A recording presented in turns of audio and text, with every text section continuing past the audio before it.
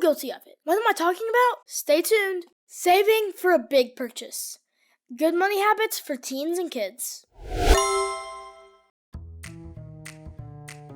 So, you got some cash. Maybe from an allowance, or that money your grandma gave you for your 7th birthday. Here you go, sweetie. Woohoo! Thanks, Grandma!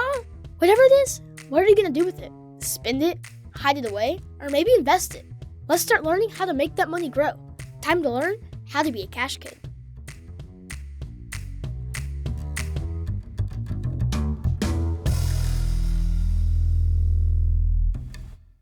Welcome back to the Cash Kid Podcast. I'm your host, the Cash Kid, and today we're diving into a topic that's super important for kids and teens: saving for big purchases.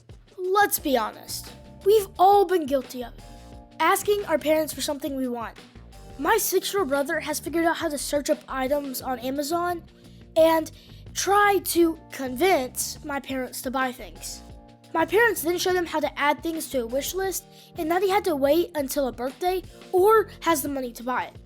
But if we don't want to wait for something until a birthday or Christmas for the chance to get what we want, how do we learn to save for things that we kids and teens want to buy? Whether you're aiming to buy a new gadget, that first car, a new Lego set, a Lululemon outfit, a purse, or even start your own small business, learning how to manage your money wisely is key. So, let's get started. First, let's talk about budgeting. Budgeting may sound boring, but it's the foundation of good money habits. A budget helps you keep track of your income and expenses so you can make sure you're saving enough to reach your goal. Now, let's say you get $20 a week from your allowance or a part-time job. If you spend all of it on snacks and video games, there won't be anything left for that big purchase you want. Instead, try the rule 50-30-20. Save 50% of your income. Use 30% of it for needs like school supplies and other stuff. And spend 20% of it on fun stuff. Next, let's talk about earning money.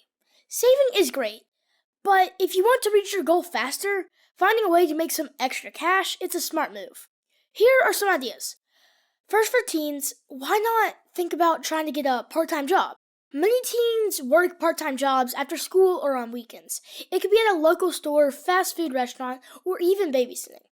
I saw several teens working at the local farmers market the other day, and I thought that's a great job for the summer for teens to make money and save for one of those big purchases. Second, what about tutoring? If you're particularly good at a certain subject in school, consider tutoring younger students. It's a great way to earn money and help others at the same time. There are always parents on Facebook groups looking for tutors to help their kids with a subject they're struggling in. So, a lot of clients and money. And then, of course, for younger kids, there's the good old lemonade stand and doing household chores. Be mature and ask to talk with your parents to set up a chores list for you and how you can earn some money around your house or do things for your neighbors. You'll be surprised how much people are willing to pay kids to do small jobs here and there.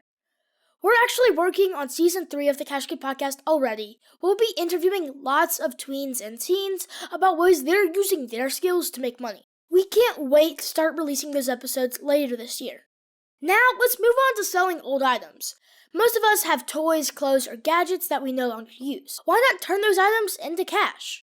We have a lot of large Lego sets in our house that we put together. My mom gave us an idea recently to start taking those apart and resell them used to others. We looked it up and it's actually a thing. Also, maybe organize a garage sale or sell old items online through platforms like eBay, Depop, or Facebook Marketplace. Not only will you declutter your space, but you'll also add savings to that big purchase. I sell some sports cards on eBay. It gives me a little extra side income, and I can save for lots of different things. Another important habit is setting clear savings goals. It's easier to save when you know exactly what you're saving for. Break down your goal into smaller, manageable milestones. For example, say you want to save $200 for a new bike. Aim to save for $50 each month for 4 months. That makes the goal less overwhelming and gives you a sense of achievement after you reach each milestone. I use an app called Greenlight to help with my savings goals. I can always see how much I have in my savings account and how much I need left. I get paid for a job or chores, I use the 50-30-20 rule we talked about earlier, and know before money even enters my account where it's going. Seeing your progress can be incredibly motivating and helps you stay on track. Let's not forget about the importance of needs versus wants. We actually produced an episode called Needs, Loves, Likes, and Wants. Be sure to check it out. It's one of our most popular episodes on the Cash Kid podcast. It's easy to get tempted by things you want to buy immediately, but it's more important to prioritize for your needs and long-term goals. Ask yourself, do I really need this, or can I save this money instead?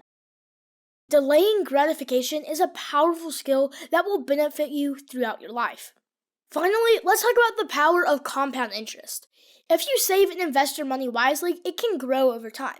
Consider putting some of your savings into a high-yield savings account, or investing in a beginner-friendly platform. Even small amounts can grow significantly over time. So, let's recap. Here are the key points that help you save for that big purchase. 1. Budget. Use the 50-30-20 rule to manage your income. 2. Earn money. Find a part-time job or ask to talk with your parents about a chores list to earn that money. 3. Sell old items. Clear out those old unused items into cash. Set goals. Break down your savings goal into smaller milestones. Track your progress through an online app like Greenlight or keep a book record of your earnings and expenses. 6. Consider needs versus wants. Prioritize long-term goals over immediate desires. 7. Compound interest. Consider putting your money into a savings account that can grow for free and growing your money over time. That's all for today's episode on the Cash Kid podcast. I hope you found these tips helpful and are being inspired to start saving for your own big purchase. Remember, good money habits can start early, and the skills you learn now will benefit you for a lifetime. Don't forget to please subscribe to the Cash Kid podcast on whatever platform you're listening from. And remember, anyone can be a Cash Kid. You just have to learn how to become one. Cash Kid, out.